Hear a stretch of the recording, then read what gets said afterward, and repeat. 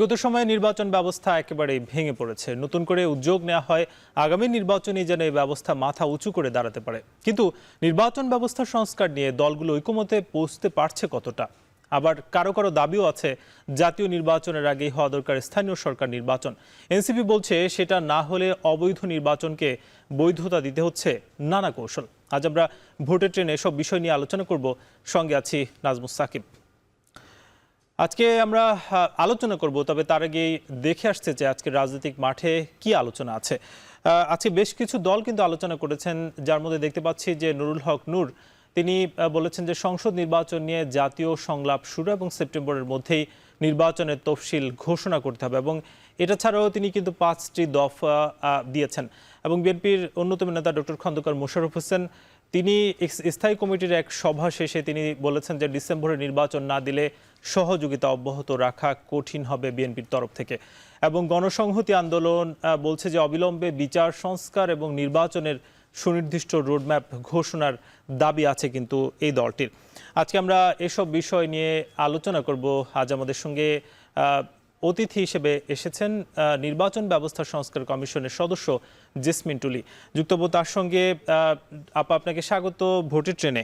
আমরা শুরুতেই জানতে চাই যে আপনারা তো বেশ কিছু সংস্কার প্রস্তাব নির্বাচন কমিশন বরাবর দিয়েছেন, তার মধ্যে আপনারা দ্বিকক্ষ সংসদ কিংবা না ভোট এই ধরনের প্রস্তাবনা আছে। কত শতাংশ আপনাদের প্রস্তাবনা আসলে গ্রহণ করা হয়েছে?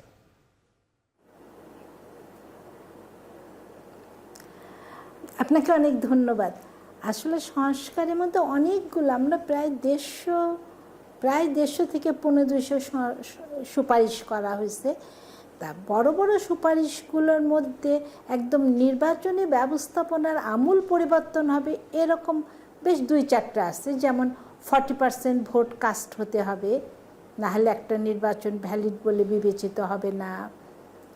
তারপরে আছে না ভোটের বিধান। না ভোটের বিধান এর আগেও আমাদের ছিল প্রতীকী হিসাবে, এবার বলা হয়েছে যে না, যদি না ভোট সব ক্যান্ডিডেটের চাইতে বেশি ভোট পায় না ভোট, তাহলে পুরো নির্বাচনটাই বাতিল হবে। তারপরে নির্বাচন কমিশন একটা সার্টিফাই করবে যে নির্বাচন শেষে যে নির্বাচনটা যথাযথ হয়েছে, সঠিক হয়েছে, অথবা ফলাফল গেজেটে প্রকাশ, মানে গেজেটে প্রকাশ আছে নির্বাচন। এইগুলো হলো বড় বড় ধরনের। আর ছোট ছোট কিছু পরিবর্তন আছে রাজনৈতিক দলের আছে। যেমন মাঠ পর্যায়ে, তৃণমূল পর্যায়ে থেকে সুপারিশ নিলে তারা মনোনয়ন দেবে।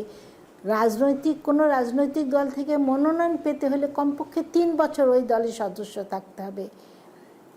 এই ধরনের সুপারিশগুলো রাজনৈতিক দলগুলো আসলে একমত হতে হবে। তো সবকটা সুপারিশে একমত না হলে যতগুলো সুপারিশ একমত হবে, আমার মনে হয় সেগুলো নিয়ে আসলে নির্বাচনটা আগানো উচিত।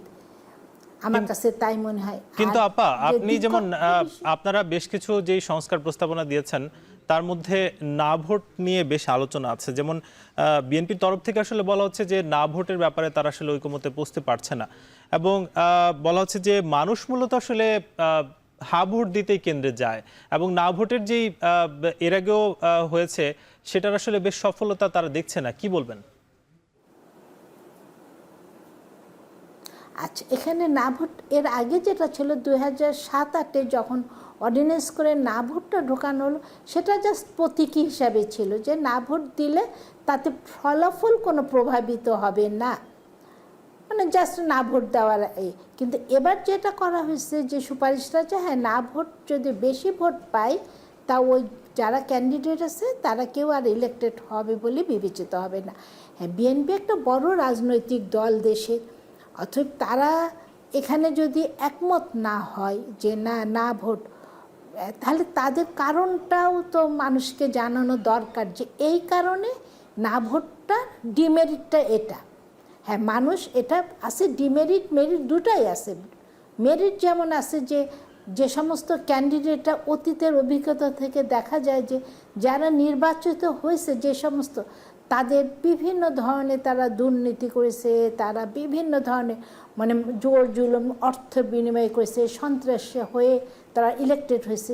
এই ধরনের ক্যান্ডিডেটগুলোর ক্ষেত্রে ভোটারের কিছু করার থাকে না, সেক্ষেত্রে সে যদি অনাস্থাটা জানায় যে না আসলে আমরা এরকম ক্যান্ডিডেটদের চাই না, এই একটা ভোটারদের সুবিধা। আর একটা যেটা অসুবিধা, যেটা ডিমেরিট, যেটা সেটা এই না ভোটটাকে পুঁজি করে অনেকে, অনেক সময় আমাদের দেশে একটা সংস্কৃতি আছে যে না নির্বাচনে অংশগ্রহণ না করা, নির্বাচনে না যাওয়া, তখন তারা এই না ভোটটা ক্যাম্পেনিং করতে থাকবে।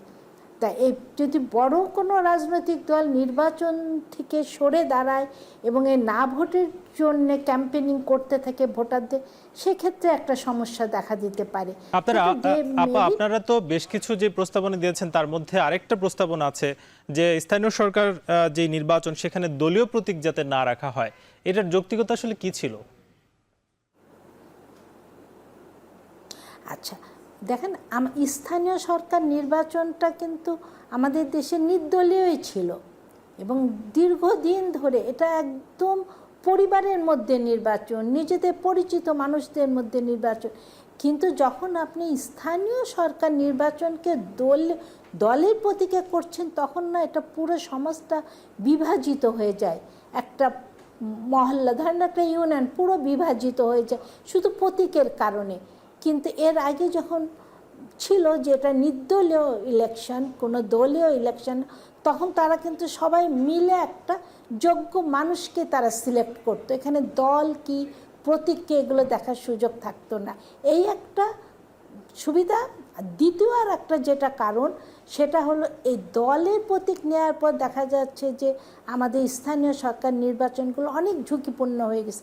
এখানে মারামারি অনেক বেশি, বিশৃঙ্খলা অনেক বেশি, এই জিনিসগুলো প্রতীকের কারণে এটা হয়েছে। এবং প্রতীক থাকার কারণে দলের ভিতরে আবার বিভেদ দেখা যায়। মন্ত্রী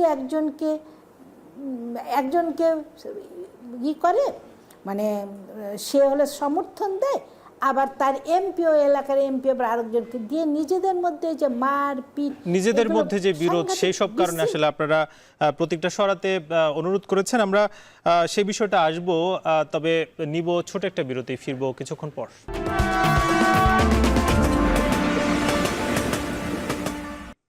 আবারও স্বাগত, আপনারা দেখছেন ভোটের ট্রেন। আজ আমাদের সঙ্গে যুক্ত আছেন নির্বাচন ব্যবস্থা সংস্কার কমিশন সদস্য জেসমিন টুলি। আপা, আমরা যে বিষয়টা নিয়ে কথা বলছিলাম, সাম্প্রতিককালে কিন্তু বেশ কথা উঠছে যে জাতীয় নির্বাচনের আগে স্থানীয় সরকার নির্বাচনটা হওয়া জরুরি। কি বলবেন আপনি? আসলে জাতীয় সংসদ নির্বাচনের আগে স্থানীয় সরকার নির্বাচন হলে যে সমস্যাগুলো দেখা দেয় না, সমস্যাটা কিন্তু বেশ ভালো রকম সমস্যা দেখা দেয়। কারণ স্থানীয় সরকার নির্বাচন কিন্তু সাংঘাতিক হাঙ্গামার নির্বাচন, এবং এই নির্বাচনে অনেক মানুষ মারা যায়, নিজেদের মধ্যে গণ্ডগোল হয়, এবং পুরো দেশব্যাপী একটা ইলেকশন যেটা হওয়ার পর তখন যেটা হবে যে এই ইলেকশনে যে বিশৃঙ্খলাটা দেখা দিবে, সামনে যদি জাতীয় সংসদ নির্বাচন থাকে তখন মানুষের মনে সন্দেহ জাগবে যে এই জাতীয় সংসদ নির্বাচন সঠিকভাবে করা যাবে কি না। তা আমি যেটা ব্যক্তিগতভাবে মনে করি যে আসলে রাজনীতিবিদ যারা দেশ চালাবে তারা কেমন করে ইলেকশন করে সেটাও তাদের একটা পরীক্ষার জায়গা থাকা উচিত। স্থানীয় সরকার নির্বাচনগুলো কতটা নিরপেক্ষভাবে তারা থাকাকালীন, ক্ষমতায় থাকাকালীন নির্বাচনটা করা যায়, সেটাও আসলে রাজনৈতিক দলগুলোর উপর দেওয়া উচিত। কারণ কেয়ারটেকারের সময় যদি আমরা সব নির্বাচনগুলো করে ফেলি তাহলে আসলে রাজনৈতিক দলগুলো তারা যে নির্বাচন নিরপেক্ষভাবে করতে পারে কিনা এটা মানুষ জানতে পারবে না, এই একটা জিনিস। দ্বিতীয় একটা জিনিস যেটা, যে আমাদের দেশে অনেক দিন কিন্তু নির্বাচন হয়নি, সেই জন্য সব রাজনৈতিক দল এবং ভোটাররা এই নির্বাচনের দিকে কিন্তু তাকায় আছে। এখন যদি স্থানীয় সরকার নির্বাচনটা আগে হয়, দলের মধ্যে কিন্তু একটা বিশৃঙ্খলা দেখা দিবে, এই একটা জিনিস আছে। আবার মাঠের পরিস্থিতিও কিন্তু অনেক বেশি জটিল হবে। প্রথমত আমাদের আইন শৃঙ্খলা পরিস্থিতি, প্রশাসন, এগুলো যদি শুরুতে একদম মাঠ পর্যায়ে হয়, তাহলে মাঠ পর্যায়ে স্থানীয় সরকার নির্বাচনগুলো পরিচালনার জন্য যে ঝামেলাটা হবে সেটা কিন্তু আসলে ট্যাকেল করা অনেক টাফ হয়ে উঠবে। কিন্তু আপা, এখানে যেমন জাতীয় নাগরিক পার্টি কিন্তু একটা অভিযোগ করছে যে স্থানীয় সরকার নির্বাচন না হয় অনেকে অবৈধ নির্বাচন নিয়ে আদালতে যাচ্ছে। এই বিষয়টা আসলে কিভাবে দেখেন, যে এটা কি আসলে ঘটছে কিনা ইদানিং কালে? আচ্ছা, হ্যাঁ, আমরা তো বেশ কয়টা দেখলামই, আমরা চিটাগাং দেখলাম, ঢাকা দেখছি, হ্যাঁ যাচ্ছে, কিন্তু একটা জিনিস ঠেকানোর জন্যে আর একটা, আপনি একটা জাতীয় নির্বাচনকে, ইভেন কী হবে, ইলেকশন কমিশনকে প্রশ্নের মুখে পড়তে হবে।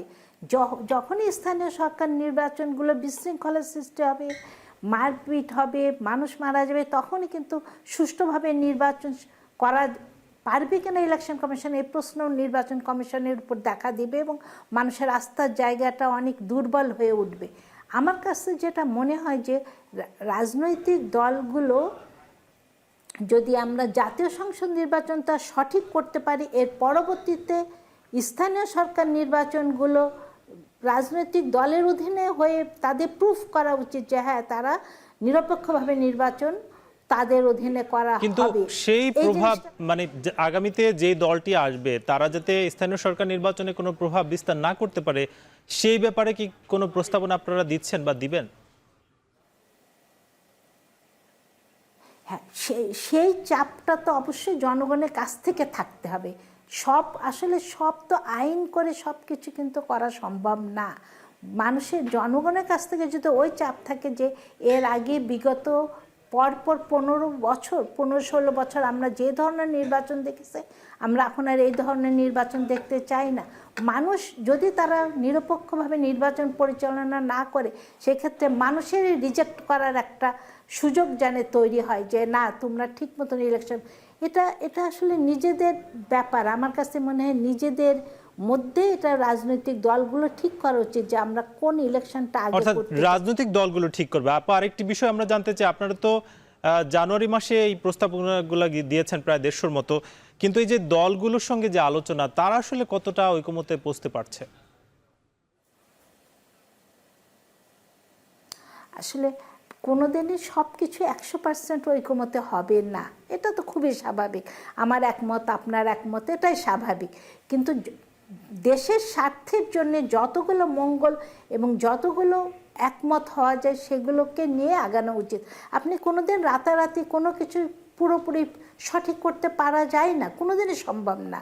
যতগুলো সুপারিশ যে তার মধ্যে দলগুলো ঐকমত্যের ভিত্তিতে যতগুলো গ্রহণযোগ্য হয় সেগুলো নিয়ে সামনের দিকে আগানো উচিত আমার মনে হয়। কোনোদিন 100%, কোনোদিনই 100% সবাই মেনে নেবে না, এটা হয় না, এটা সম্ভবও না। এটা আসলে গণতান্ত্রিক দেশে রাজনৈতিক দলগুলো এবং মানুষের সিদ্ধান্ত নেবার জায়গাগুলো রাখা দরকার। হ্যাঁ, চাপায়ে দেওয়া তো কোনো, আপনি চাপায়ে দিতেই পারেন, কিন্তু অর্থাৎ রাজনৈতিক দলগুলো এবং মানুষ মিলেই আসলে যে আগামী সিদ্ধান্ত সেটা হওয়া উচিত বলে আপনি মনে করছেন। আজকে আমরা একেবারে শেষ পর্যায়ে, আপা আপনাকে অসংখ্য ধন্যবাদ।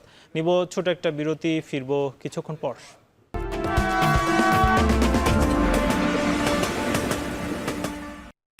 আবারও স্বাগত, আপনারা দেখছেন ভোটের ট্রেন। এবার সংসদীয় আসন পরিক্রমা নিয়ে কথা বলতে চাই, যেটা মুন্সিগঞ্জ 3 আসন।